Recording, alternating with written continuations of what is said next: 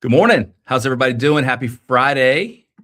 Hope everybody is doing well this week and ready to get going today. This is technically week 3 of going live on LinkedIn, YouTube, Facebook. Uh, Still haven't really figured out Instagram yet, but we'll get there at some point. Today's actually going to be a lot of fun to talk about, and I'm going to give it a few seconds or so for individuals to get logged in, um, because today is near and dear to my heart. And we're going to talk about high thrust. And what high thrust essentially means is individuals that love starting things, but maybe they struggle to finish things. And um, that's me. And I learned this about 8 years ago, fortunately, using PDP. And I'm going to try and keep an eye on the comments section as well.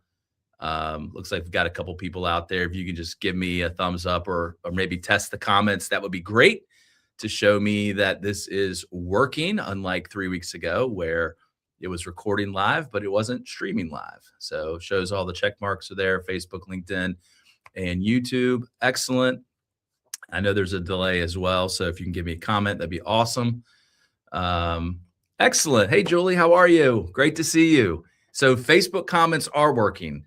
My mom last week said it wasn't working, and but she saw me. But if my mom is out there today, Mom, I know you're going through a tough time. I love you. I love you. I love you. And see you soon. All right. So good to see you. Good to see you, Julie. Old Radford friend, college. Appreciate you guys joining in the live. So as I was starting out, today is going to be fun because essentially I'm going to be talking about myself, a working style that I have that has driven my wife absolutely insanely crazy.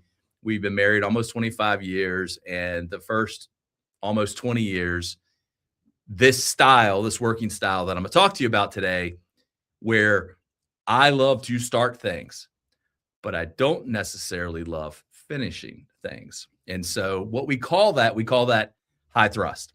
And so if you are one of those people or you lead people, and by the way, there's really 3 working styles. So that you guys know, there's what we call high thrust, which are people that love starting things and not finishing things. There are something we call high allegiance, which isn't necessarily have that boost, that self-starter, but certainly love collaborative environments. They love finishing things. It's just a really, it's an interesting tool to learn as you learn all 3 working styles. And the last is called tenacity, which is just a made up term, stands for steadfast and tenacious. I like to say it's a bit of a combination between the high thrust and those that are high allegiance. But today we're going to talk about high thrust, the people that love starting things and don't necessarily finish things. And as I mentioned, just some housekeeping items. I'm going to be going live every Friday at 11 on all of the major platforms that I'm on: Facebook, LinkedIn, and YouTube. Really hope you guys like and share this. If you're watching the replay, go ahead and give me a comment. Go ahead and give me a thumbs up. That will be helpful to see as the views each week go up, because I want to be able to help you guys with the things that I'm learning real time. So we'll go ahead and get started about high thrust. Now, when I look at someone that is technically what I would say is the high thrust, you're either a leader or you're working for someone. Those of you that are leaders that may not be high thrust, you might be working for people that are high thrust. So a way to look at a high thrust is somebody that potentially can start things, 10 things at a time, where most people haven't started 1 or 2 things. So it's that really high, crazy energy in the beginning. Love the shiny new toys, love getting excited about starting new projects. Or I don't know, some of you may be high thrust, love going and buying a book to read it. Then you start reading, then you get bored with it, then you put it away. I can't tell you, I usually read about 30 books a year, give or take 25 to 30. But I'd be willing to bet that between Audible and buying hardcover books, I probably buy 50 books a year. 15 to 20 I don't finish. And now I don't finish. Some of you may say, well, that would make me feel guilty. I don't finish some of them now because I don't want to finish them. They aren't good books. So the thing to understand about being high thrust is really, truly, it's not a discipline issue. It's really not. It's not a discipline issue. It's a working style issue. And I'm going to break that down for you guys today. The fix that really stops people from halfway finishing or stops you from leaving a trail of halfway finishes. Hey, what's going on, Muhammad? How are you doing, man? The thing that really I attribute this to is I leave a ton of things in the wake, meaning a ton of projects, if I don't have certain things that are happening, right? I can start things and keep moving, and then I want to jump to something else new. But one of the fixes that stop this is if you're like that, or you have someone that works like that, right? Which can be top producers at times, especially if you're in a sales type of environment and you have individuals that are really quick starting things, but you don't see really where it goes, chances are those are high thrust. And I say this a lot of top producers, especially in the sales environment, are what we consider high thrust because they love getting after things. They love getting things going, but they don't like finishing them. And as you understand how to moderate that, it's about the environment that you put them in. But the first thing is important to understand who those people are. So a lot of leaders will label themselves, if they're high thrust, as not being disciplined. Then that label creates shame, guilt. And I can tell you, in my marriage, I had that shame and guilt because I would start honeydew projects all the time. And Kel can certainly vouch for this. And I wouldn't finish them. And she would get so frustrated. And I think at times she probably thought I was lazy. But I'm not lazy. I'm actually pretty charged worker. But it's the environment, right? You have to have space. For me, in a work environment, I've got to have calendar blocks. I have to have a template that I use, which I do use now. And even at home in my personal life, being a high thrust or someone that starts and doesn't finish projects, I tell her all the time, either put it on my calendar or leave me a note, in my little workspace on the island where I tend to sit and do some work from time to time. Leave it there, because if it's in my mind but it's not written down, I'm not going to get it going. Once I get things going, I understand when I'm doing things for her that she gives me a by when, which we talk about. A by when is a deadline. By when will you complete this as? And so when I look at one of the stories that really truly hits home for me, and I've used this story frequently inside of working with clients and inside of working in organizations, as I talk to them about this high thrust, I often tell them the story about, I call it the fence story. And I'll go ahead and shift here. The fence story is in 2001, when Kelly and I first got married, I decided to go out. It was a new house, new fence. I was like, I'm going to go to Home Depot. I'm going to stain the fence. This is awesome. This is what I'm going to do. So I go get a brush, I go get a roller. I do all of that. I work all day, stain the fence. And then I end up going in, cleaning up, doing all those things. 2.5 years later, my wife walks in and is like, Clay, do you know you didn't finish like the back side of the fence? I'm like, what? No, what are you talking about? Lo and behold, I walk out. I didn't even remember. I really, truly, I didn't remember. I walk out and the fence wasn't completed. So when you have projects or situations like that are really, truly projects that you start but don't finish, there is a reason behind it. And it's not that you're not disciplined and that you're not lazy. It really, truly, those things, it could be, just for the record, but for most of us, that's not the case. What was happening was I busted my butt all day. The momentum of staying in the fence, in my mind, I had stamped that thing done. And honestly, I had zero memory of that fence not being completed. And in my defense, just for the record, it was the back side of where all of the HVAC equipment, there wasn't even a gate over there. So nobody saw it. Only her saw it. And it took her 2.5 years to figure that out. But anyhow, So that is my fence confession. And I know I said untouched corner, but in reality, it was more than an untouched corner. So um, high thrust is strong initiation. We love getting things started. Like I said earlier, it could be the shiny new toy syndrome that some of you, if you have people that are working for you or you are one of these people, that is the shiny new toy syndrome. Chances are you're high thrust or they're high thrust. And all that is required to close the gap on that is the environment that you set up. We have to understand that we are self starters. We are go getters. We are individuals that love to get things accomplished. We often are top producers, but we could also be the people that get fired the most because it looks like we get a lot of things going and we finish nothing, but that's not exactly true. But it does require some boundaries or guardrails. And we'll talk about that in a second. So if you're that high, fast start, love doing a bunch of different things at the same time, love doing new things, all you have to do is designate that finish line. So, as an example, as a leader, I communicate very quickly. If I've got a vision or I've got an idea, I'm going through those things quickly. Like I want to communicate that fast. And it's sometimes communicating it so quickly creates a gap.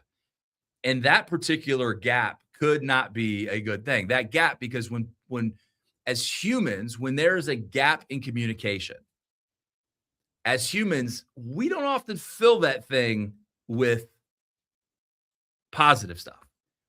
We don't fill it. We fill it naturally as a protective mechanism with negative items. So if you're high thrust and someone that does communicate extremely quickly, understand that this is truly one of those downsides of being that, because the brain or idea moves faster than the clarity of that idea. Now, I don't get too complicated and mixed up on this, but we have to truly understand that part. When we communicate and leave that gap or communicate quicker than we're providing clarity, we as in human beings will fill that in with negative stuff. So if you've heard terms like, well, hey, I thought you had that, or I assumed we agreed to this, or I figured you knew what I meant. Those are all ambiguous statements. And if you hear those things frequently, chances are that is a high thrust individual that you have that's working with you. And once again, find a way to harness that power, because being high thrust truly is a superpower. It has its downsides, but every working style does have a downside. So regardless which of the three working styles you are, they all have a downside, but they all have a superpower too. And our job as leaders is to harness that superpower. So what we don't want to do is continue to, hey, Aunt Tina, how are you? Glad you're here. So if you are that high thrust person that tends to start things and doesn't finish things, you have to understand what is that environment that you need. And essentially what you need is guardrails. Now, this is really important. This is probably the most important piece of this is if you are a high thrust person, or if you are a leader and you're leading high thrust people, there are 3 guardrails that you need that absolutely will help protect, harness that superpower for a high thrust person. And the first is a buy win. As I call, buy win is the magic words in business, in my opinion. Buy win is creating a deadline. By when will you get this completed? That's what buy win means. So in LinkedIn last night, I posted a story as an example. And I mentioned earlier, for those of you that are just joining, that I frustrated my wife like all the time, pretty early, maybe a little more than half of our marriage, which it'll be 25 years in May, with starting things and starting other things and then starting other things and not finishing any of them. And that really frustrated my wife because she likes to start things and finish things. So last year before I left for the holidays, it was the last day of working before Christmas. And I texted my wife and I said, "Hey, do you need me to pick up anything before I head home?" Which is it's a good thing for a husband to do, right? She calls me, and my wife doesn't like talking on the phone. So I pick it up immediately. I'm like, "Hey, what's up?" Hoping something wasn't wrong. And she said, "Actually, our master bath toilet is running. I think you need to fix that." So I said, "Hey, I'm going to run by Lowe's, pick up one of those kits, and then I'll come home and I'll fix it tonight." Her immediate response to me, which will show you that I've been married to her a long time and she knows my working style, is, "Do I need to prepare to be without a master bath this over the holidays, or are you actually going to finish that tonight?" And so I said, "Absolutely, I'm going to finish it." But that was her giving me a buy win, which is extremely important. And within that, one of the things that I had talked about, and I'll show you this in a second, is laying out the environment, right? And the buy win is the first one. The second one are standards and boundaries. Sometimes high thrust leaders are pretty vague in their ask. They're pretty vague in what they want you to do. What is the actual deliverable? So if you're working for a leader that's high thrust, just make sure that you ask them to clarify what it is that they're looking for. If they give you a task or give you a project, make sure that you go through that prior to. Now, I understand that I'm high thrust, and I've known this for the better part of about 8 or 9 years now since I took the PDP assessment, which is what I use with all my clients. It's phenomenal. Which, by the way, that helped me diagnose that there wasn't something wrong with me. I wasn't lazy. I wasn't lacking discipline. I just struggled with finishing projects because I get excited to start new projects. Like, my energy when I do new things is through the roof. And so understanding that is critically important. So with those standards and boundaries, we have to understand that standards are not micromanagement, really, truly. Standard is a part of providing you the definition of quality and getting you to that definition of quality and understanding what that quality is. And that's the clarity piece that we're looking for, because the second layer, or the second guardrail, is standards, boundaries, and or expectations. Any of those three, as long as it is communicated to a high thrust person, they'll get it done. But oftentimes they need that push or they need that help. The last thing is the definition of done. And in the toilet experience, the story that I just told you, it's really important to understand. My wife gave me a definition of done.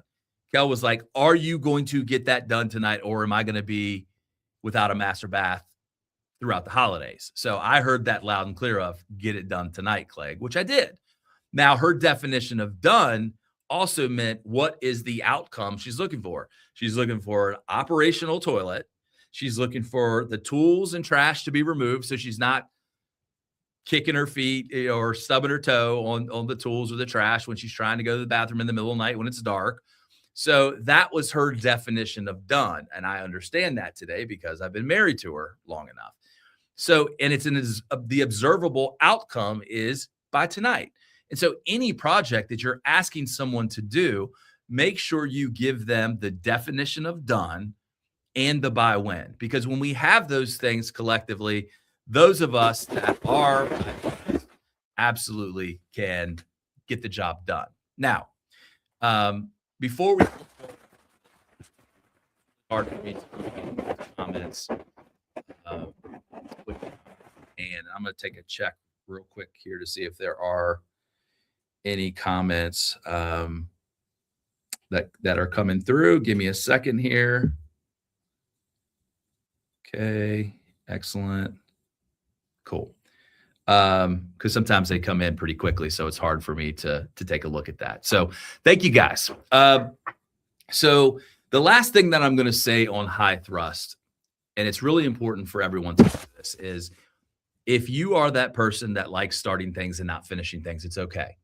There's nothing wrong with you. It's not something that's going to hurt you. It's not something that is bad. It is something to understand that we have to be able to create an environment where you can be successful, because having high thrust truly is a superpower.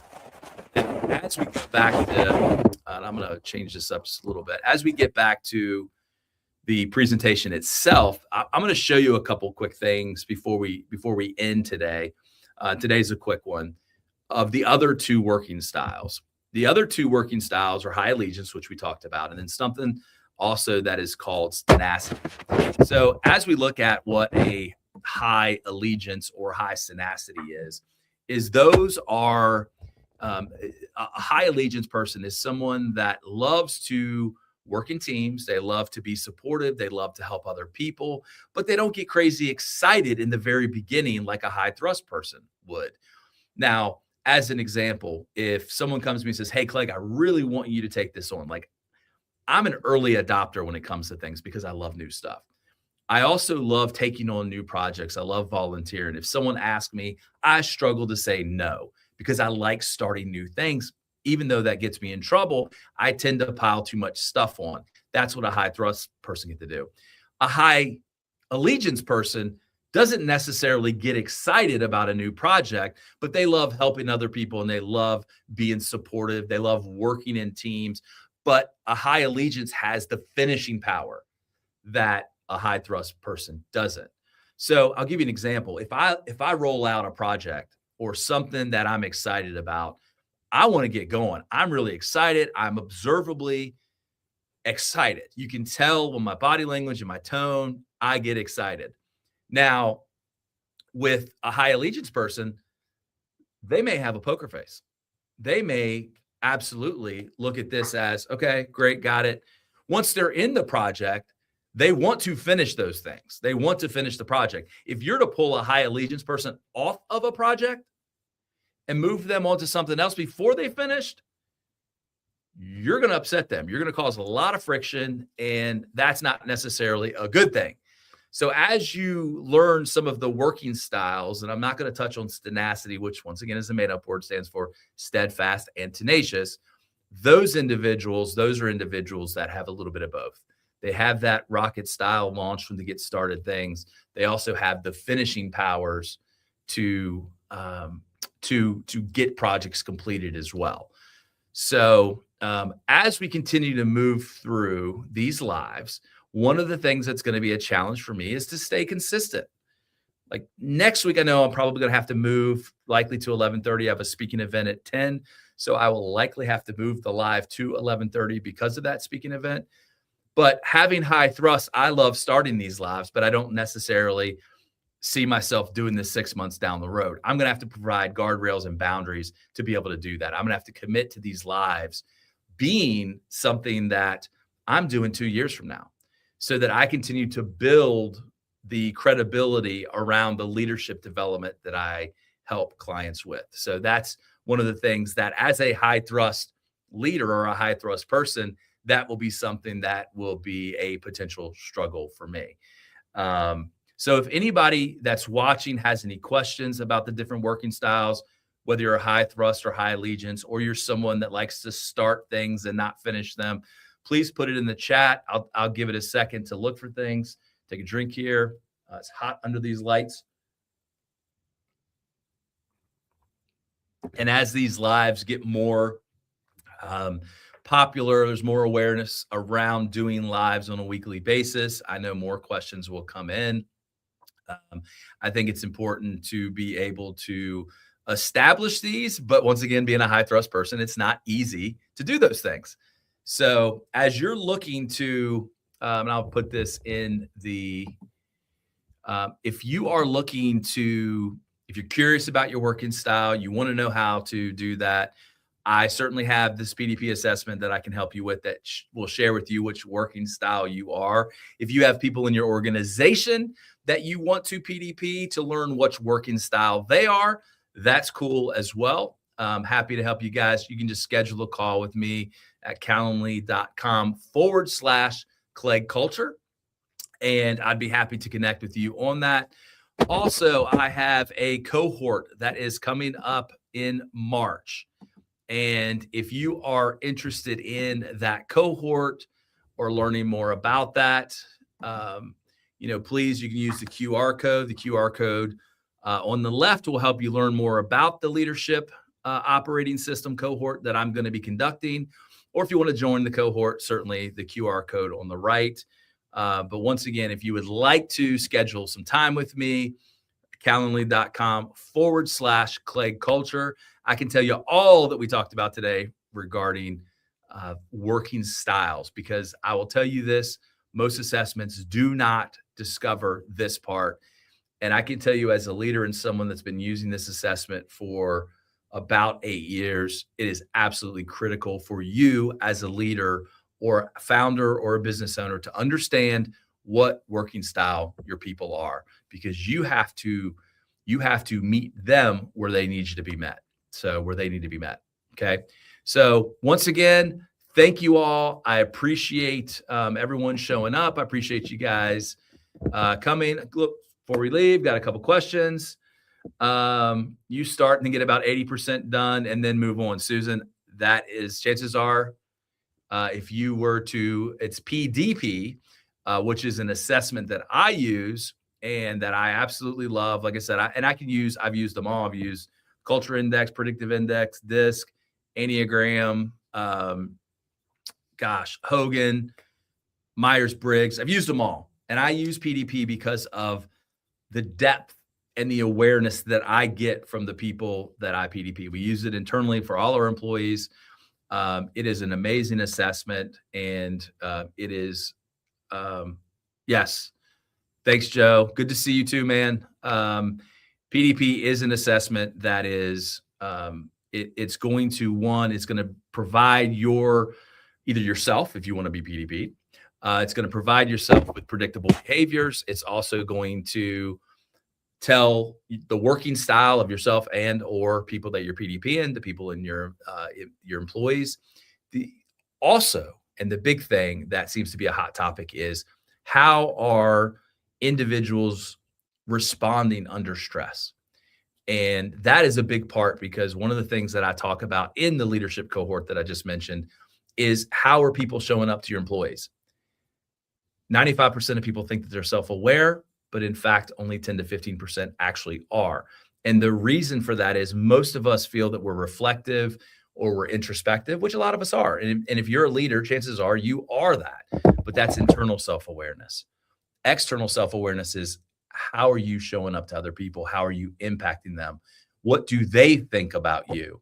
What do they feel about? Remember, people don't remember what you say, but they do remember how you make them feel. And that's what PDP does, the assessment. It will help you diagnose all of those things and more. So I appreciate the questions, Susan and Joe. And once again, guys, Mom, if you're out there, know things are rough right now, I love you.